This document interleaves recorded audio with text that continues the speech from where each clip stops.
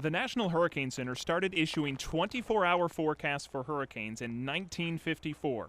10 years later, they extended that forecast time out to 3 days. And in 2003, they extended their forecast even further to go out to today's standard of a 5-day forecast. Now, over the past several years, the National Hurricane Center's forecast errors in those 5 days have averaged about 100 miles a day 1, 160 miles a day 2, 230 miles a day 3, with days 4 and 5 averaging about 290 miles and 350 miles respectively. It is these margins of errors and the circles they create that are used to form the forecast cone that we're so used to seeing during your nightly forecast. While these numbers seem large, predictions have gotten drastically better in the last few decades, thanks to better computer models, more observations over the open ocean, and a better understanding of just how hurricanes work. But there are still many improvements that could be made.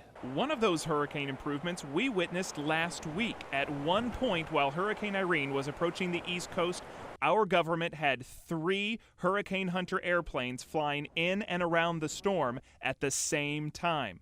That extra information of what was happening now potentially helped lead to a better forecast. Sadly, though, those improvements are only for the track of the storm, meaning where it goes. The intensity forecast 2 days out, or how strong it'll be when the storm gets there, has only improved 20% since the 1970s. The 3-day forecasts of intensity have not gotten much better at all over the years.